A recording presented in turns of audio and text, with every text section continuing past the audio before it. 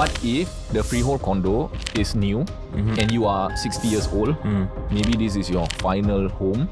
Then it could be a good buy. We don't know. Because the buyer can just call HDB. Hello, I give an extension. Can I take it back? Yes, it is your right. Where you as an advisor, you have to know what they like or dislike. Welcome back, guys, to More Than Money, the podcast where we talk about property, money, and mindset. I am Jeffrey. And I'm Elfie. And we are KW consultants in Singapore. Today's mini-series, we're going to continue our mini-series, Property by Design. Mr. Elfie Abdullah, what do you have in store for us? Okay, as usual, we're going to talk about a case study. And today it's going to be focused more on timeline management. Okay. Right? Because this is, people like talk about price lah, talk about strategy, but now we talk about timeline. It's an often overlooked item. Okay. Then I'm going to share some strategies on what I did for my clients in the process. Okay? So why is this important? Okay, this is important because to make sure that you're not homeless or suddenly homeless for a period of time. Okay. Unless you are okay to bunk with your parents, then you don't have this issue. Okay. But if not, it's going to be a challenge because there are not many units out there. Let's say you want to rent a property, minimum it's 6 months. And even then, landlords might not be keen to take up a 6-month thing. Right? Yeah. So having said that, so that's why the planning is more important when you're selling and you're buying. It is as important and as crucial as your finances. Yes. Okay. I would argue yes. Okay. All right. So this is the couple. They live in a 4-room HDB flat and they plan to upgrade to a $2 million condo. Okay. What are some of the constraints? They did not have massive cash reserves to pay the ABSD upfront. I'll tell you why in a second. All right. So they have this question where do they stay in between? Because their parents are both in HDB studio flats. So there's obviously no space. How big is the family? It's a family of 5. Okay. Right? And how do we manage the cash flow? Okay. So there's this question. Should you buy first or should you sell first? It's the chicken and egg thingy, right? So if you sell first, what if you can't find something to buy? Correct. Right? What if you buy first and then you cannot sell? Right? Of course, 80% of the time, my sellers, they would like to buy first if possible. They like to buy something first and then they sell, right? They got 6 months or what to sell. But of course, this is not the situation because you have to pay ABSD if you buy first. Yep. When I say buy, that means you exercise an option to purchase on the buying side before your buyer exercise the option to purchase on the selling side. Okay. So in this case, this is what we call the buy first trap lah. Okay, although it is a better option, but I'll share with you the constraints. Okay, number 1, if you decide to buy first and you have an outstanding loan on your current property, let's say, then that means the next property you're not gonna be eligible for the 75% loan to value. So you're gonna go down to the 45% LTV. Okay. If you don't have this amount of deposits, that means massive cash and massive CPF, then I don't think this is an option for you. Even if you have the ABSD, the 20% additional buyer stamp duty ready. Okay, so that means for illustration purposes, number 1 is if you're buying a 1 million condo. Let's say you're buying 1 million. 2 million. Just now you mentioned 2 million, right? Because 2 million mentally challenging. So let's say they buy 1 million condo. All right. So if they are taking 75% loan, they can take up 750,000. So that means the deposit is only 250,000. But if this is a property, if you have an outstanding loan, that means you're buying another property using a loan as well. Second loan, right? Then you are only eligible for a loan of $450,000. Okay. Right? And then you have to put in a 55% deposit, which is a lot of money. Right? So this is the first thing that you should take note of if you are planning to buy first. Okay. Okay. But this is different from buying an HDB. Because when you buy an HDB first, you can take the full loan amount. Okay. And then you have 6 months as well.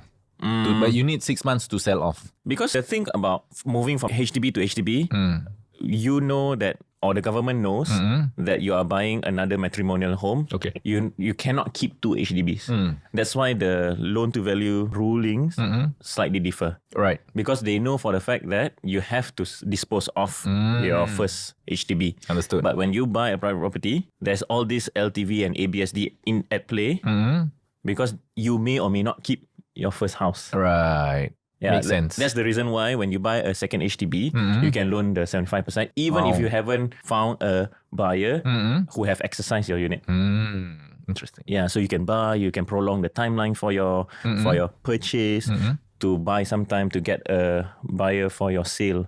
Okay. Yeah, so it's slightly different. Okay, understand. So it's like buying a new EC, right? If you currently own a HDB flat and you want to buy an EC, there's a deferred payment scheme. Yes. Right? So you can take the full 75% loan. Correct. All right. So yes, so HDB to HDB or HDB to new EC, there's a different policy altogether. Correct. Right? So this is a HDB to a private property. Okay, another thing about clients having to sell or buy first, this chicken and egg theory. How do we reduce their anxiousness in not knowing what to buy? So there's this thing I call light viewing. I coined the phrase light viewing, meaning that they can go and view, but they cannot buy. Yep. The idea of viewing is, number one, is to shortlist the condos that they like. So when the time comes when they want to buy, right? Let's say they only have 3 weeks to buy something. At least they are already going to the condos that they will really want to buy. Yep. Right? And then, like I said, it causes less anxiousness for the seller. They are familiar. They can narrow down to the units that they prefer. Correct. They've already seen a few units and they more or less can see in terms of the condition. Yeah, so they know at this price point, the condition must be of a better, for example, unit in that sense, or maintained nicely. If you want a so-called rundown kind of unit, you know what price they are expecting, things like that. And like you mentioned, it just reduces the anxiety because in a way manage the expectation a bit better.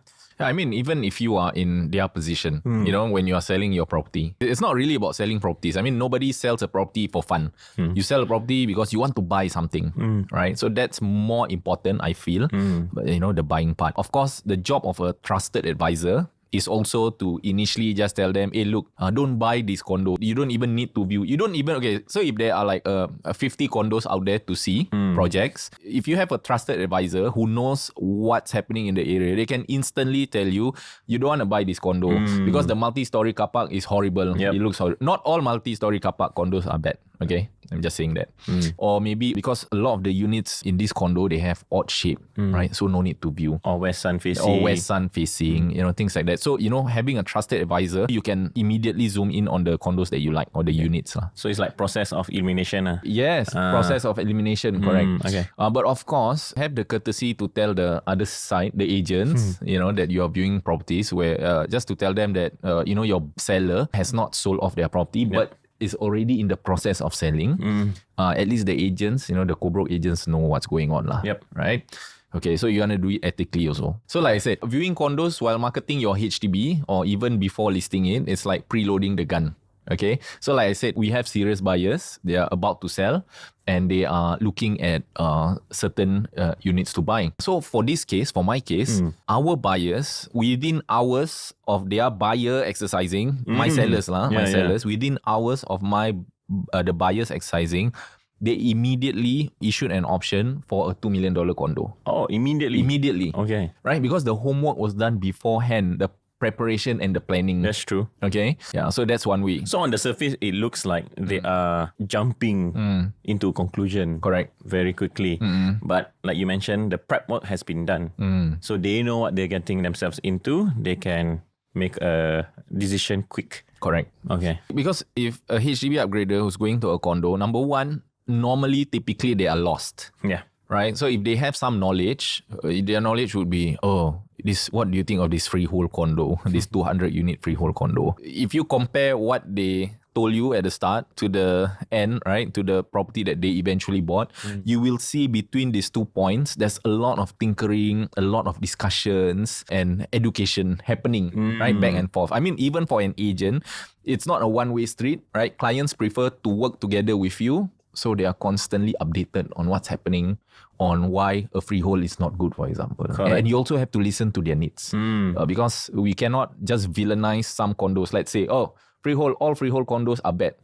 What if the freehold condo is new, and you are 60 years old, maybe this is your final home, then it could be a good buy. We don't know, right?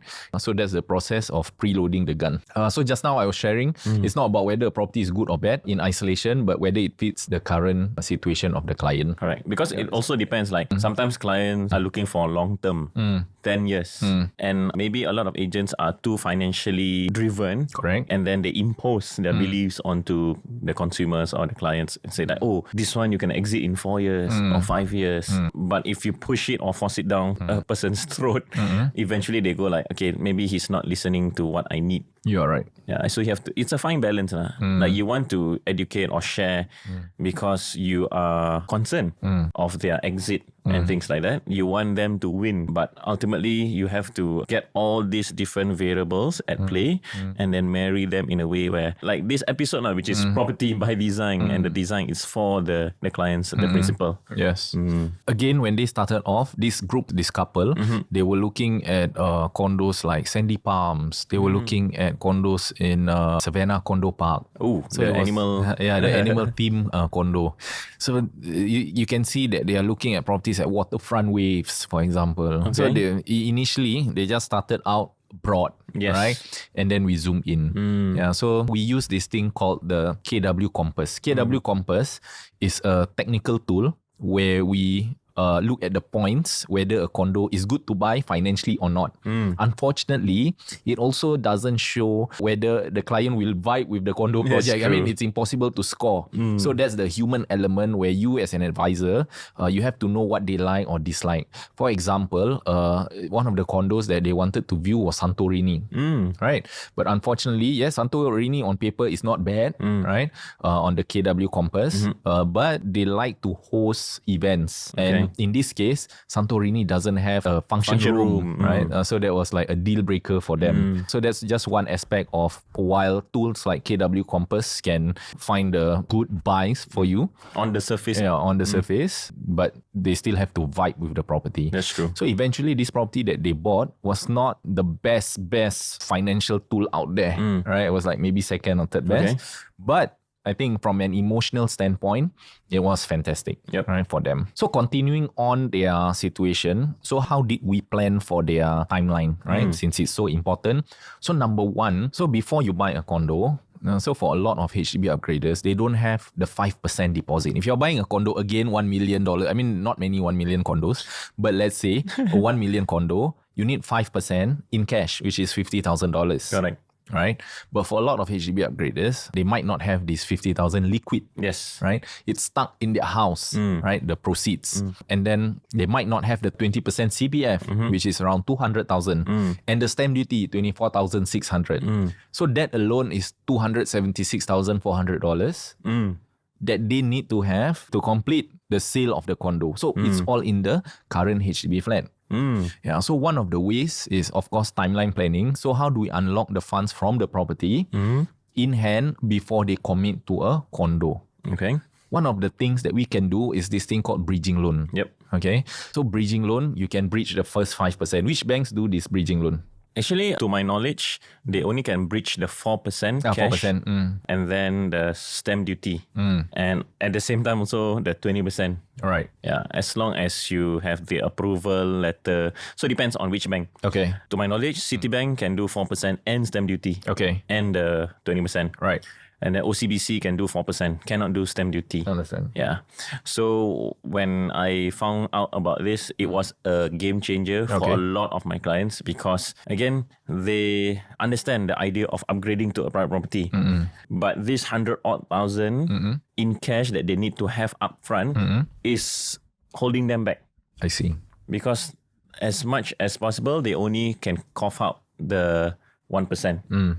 So imagine like a $1.5 million purchase, 15K, 1%. Not too bad, especially when you get 5K from your buyer. Agent can borrow money lah. Agent Cannot. cannot lah. Okay, legal lah. Okay. So 5K from buyer, 10K from savings. So you already have 1%. Right. And then the other 60K, that one can be breached already. Yeah. And then also on top of that, the stamp duty. So what is bridging in a nutshell? Like, what is it for Essentially, you are asking the banks to borrow you extra on top of the 75% loan to value momentarily because you have your sale as a collateral. Correct. So the bank said, yes, I can loan you 75%. On top of that, I can loan you the remainder, not the 1%, but the remainder, as long as you can show me proof that you have sold your property. Okay. Yeah.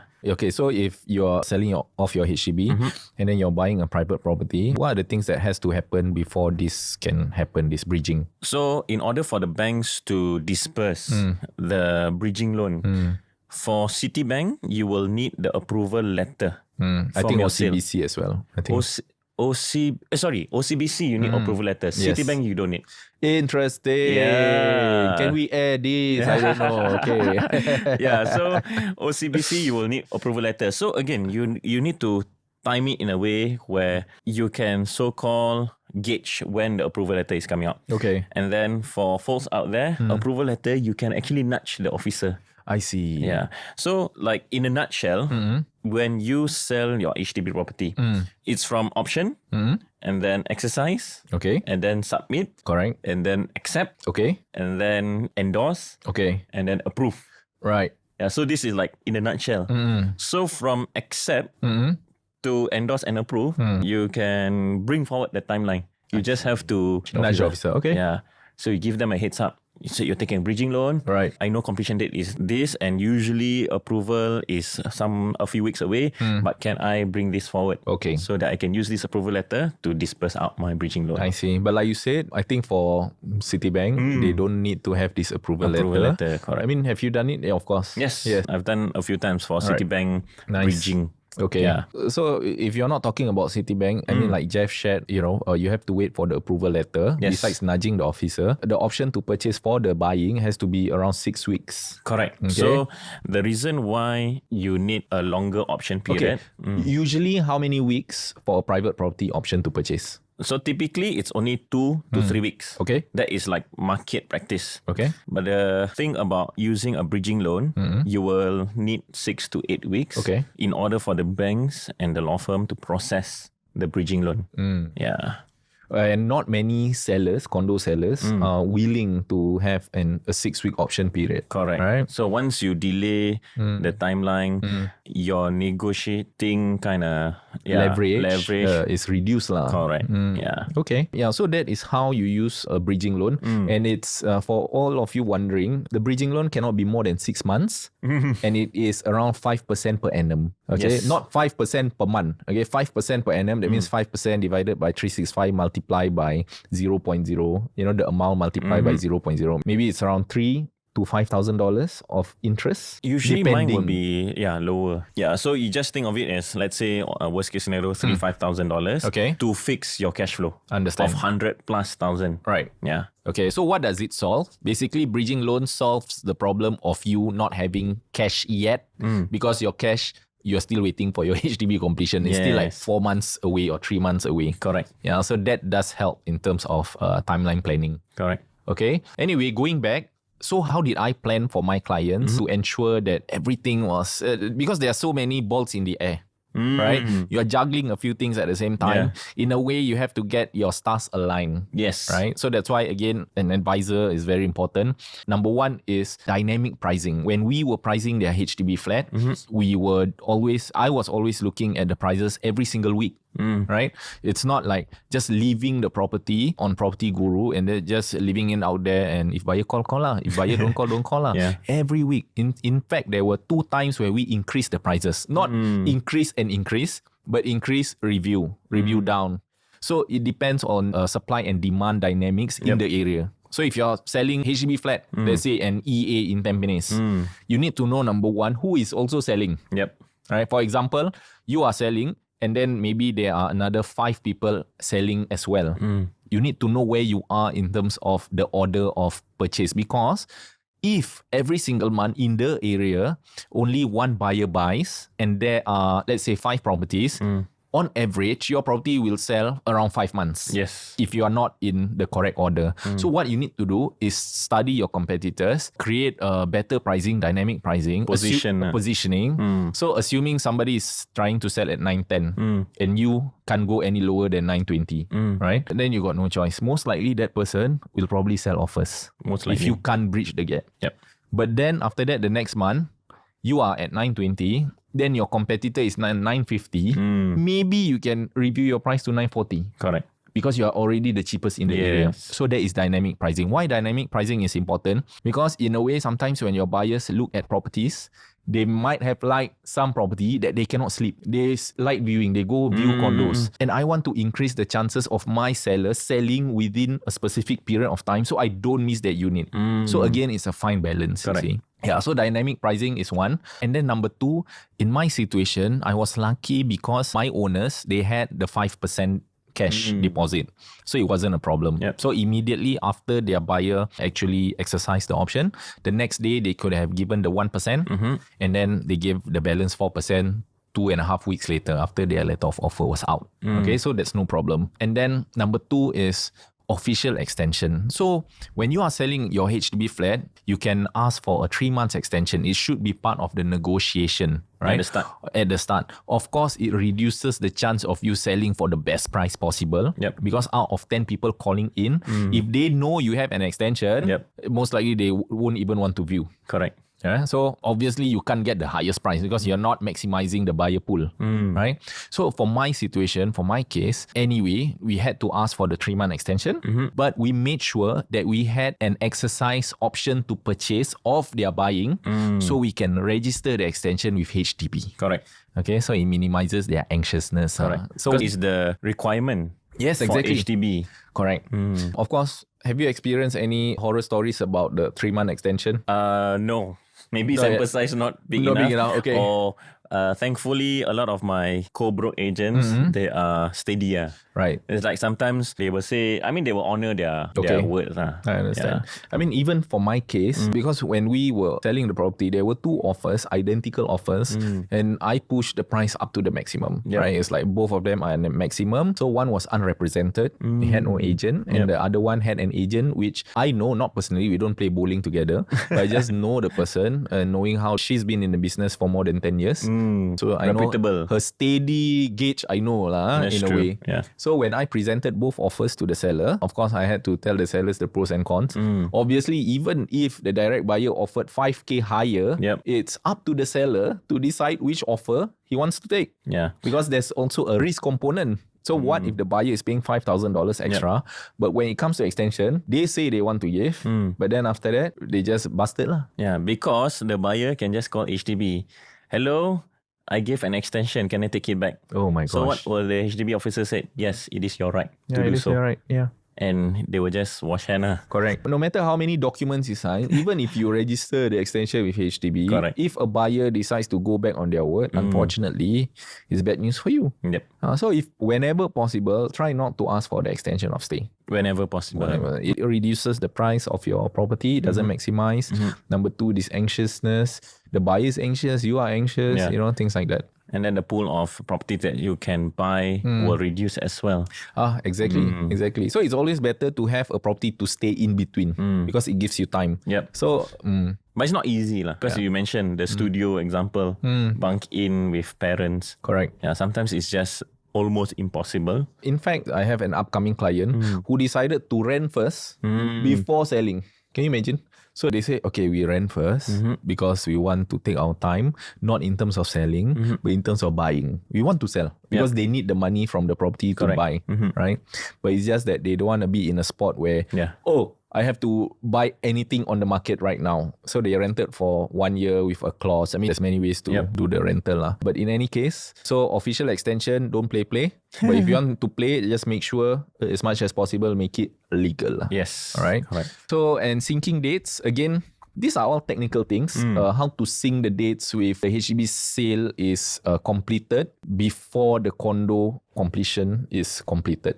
Because you need the funds from your HDB flat. You need the cash. Yep. You need your CPF. And then after that, only then you can complete or be the official owner of the condo. So minimum is usually 3 to 4 weeks gap. So for example, if your HDB appointment is on the 1st of January, for some reason they are working on the first day, then your condo completion can only be done on the 21st or 22nd because it takes time for your CPF monies from your current HDB flat to go into the next property. Yep, because it has to go inside your account first and then go into the next property. Correct. Yeah. Correct. So that's the selling side. Again, when they bought the private property, usually it's 2 weeks, right? Usually it's a 2 weeks option period. But for them, they got a 3-week option period. Some of the sellers are okay with 4 weeks. We just wanted to put in a buffer time just in case their letter of offer, because they were overseas. They went away for a bit. So basically, option period is negotiable. It's 3 weeks, 4 weeks. If you are taking a bridging loan, it has to be negotiated up to 6 weeks. Yes. If you are super pro, your agent is pro, 6 months or so can option to purchase. Correct, yeah. Right? Yeah. Do you like? I've heard of cases where it is up to 6 months. But why do people need a 6 months option to purchase? I guess their funds, they know in a way that their funds will be coming in maybe 4 or 5 months later. Right. Yeah. To be honest, I'm not sure because most of my families will be I want to upgrade. I don't have 100,000+ sitting in my bank. Correct. I only can come up with the 1%. 4% cannot. Stamp duty, I thought you say can use CPF. But I said yes, you can, but property not under your name, so must use cash first. Correct. Upon completion, then CPF will reimburse you. So, you mean this 40,000+ must use cash also? Yes. So all this will amount up to 100,000+, and then the viable solution will be bridging loan. Yeah. So like you mentioned, everything has to be synced. So sale of your HDB and then your completion of your private property, option period, all things considered, even extension and all that. And then what if the private property that you purchase, you got to renovate? Wow. So you can do all this, renovate and move out and in seamlessly with the proper timeline planning. And imagine if you are renovating like within the Chinese New Year period. Yeah, because I've heard of contractors, let's say if you meet them now, but your renovation is supposed to maybe start in January, they can only start doing your house maybe early March or something. It's like 1 month or something. I don't know what's happening, but I think it's just an issue of manpower and holidays. Yeah, I think the trickiest part will be this coming season. Unfortunately, if your renovation is supposed to happen in Jan and Feb, it's going to be super tricky. Either that or you go to companies where their manpower is either local or Malaysia usually. Correct. Or maybe not Chinese. Yes. Yeah, you are right. I think that's one of the ways. I mean, you can ask the renovation contractor, is this festive period going to affect my timeline for renovation? Yeah. They are actually. I think 50% of the time, contractors have the manpower to do it. Yeah, sometimes at a higher cost. Yeah. Even for renovation. There are cases where the whole transition or the whole transaction will just fall flat because of the renovation. Like you plan sui, right? Everything, you got about 2.5 months to renovate. But because you took a contractor or renovation ID that promised you, I can finish by this. Oh my God. And then an agent also affected. In a way. Yeah. Can ask for more extension or not, Jeffrey? Oh yeah, that's true. Oh my God. Yeah. So sometimes it's just all the different variables. Yeah, like you said, stars has to be aligned. And sometimes it is what it is. I used to recommend renovation companies that I trust. But after a while, I realized also high risk. Your reputation at stake. Anything can happen. Sometimes it's really not someone's fault, for example. Yeah. But you do not want to subject yourself to such. You don't want to expose yourself. Expose your brand. Your brand, right, your reputation. For like 2% referral fee or how many percent referral fee that you're going to get. Yeah. So again, the slides have been built in such a way where we've spoken about it previously. Most upgraders have the CPF but not the cash for stamp duty. Okay, like Jeff said, certain banks with the HDB approval letter, we can breach this amount even without the HDB approval letter, but don't quote us.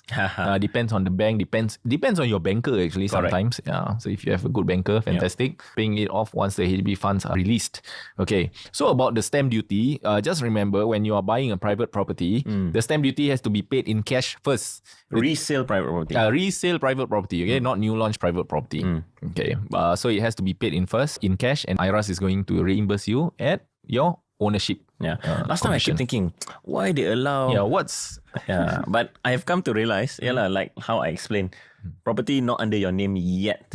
But if you buy a new launch, it's only your name. Right. So that's why they can release the CPF funds. I see. But this resale private property is under the seller's name. So CPF cannot link.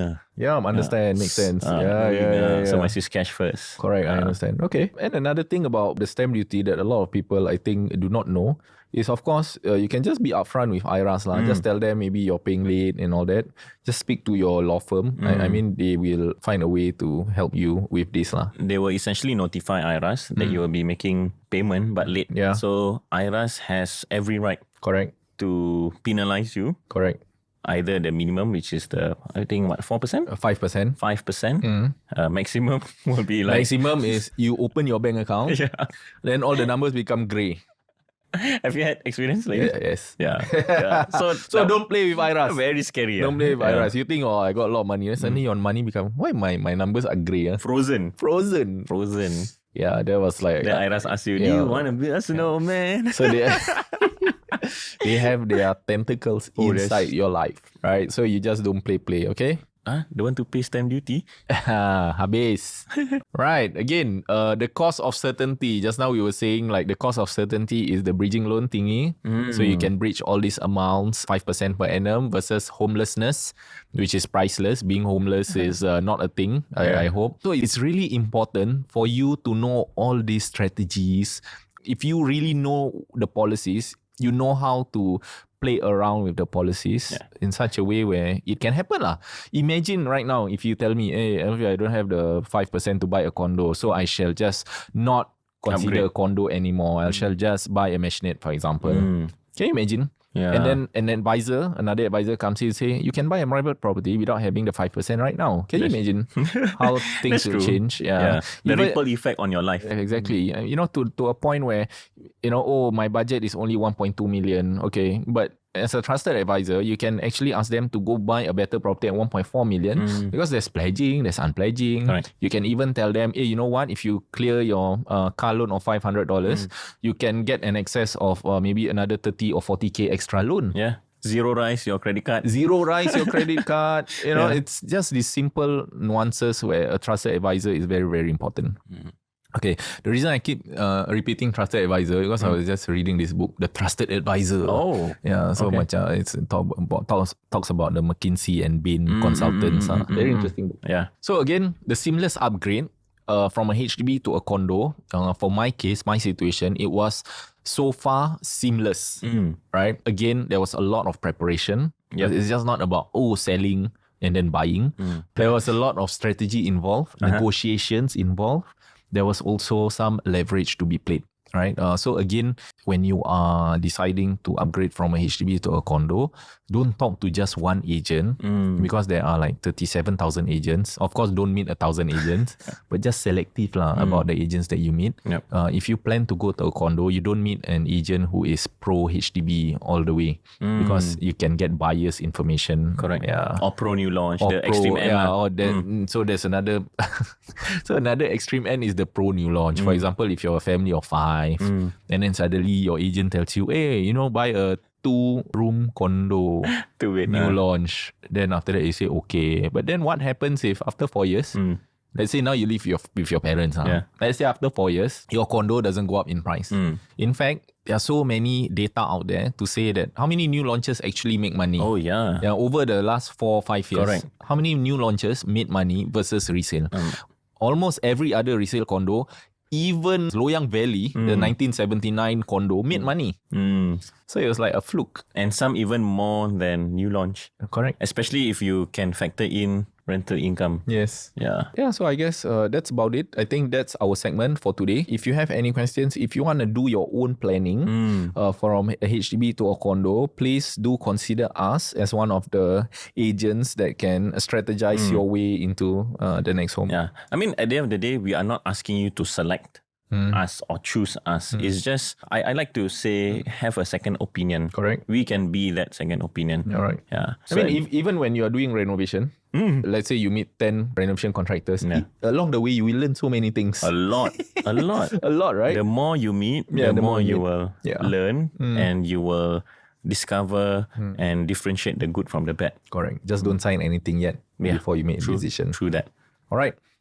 That's it for today's episode of Property by Design. Thank you, Mr. Elfie. See you guys in the next one. Ciao. Bye-bye.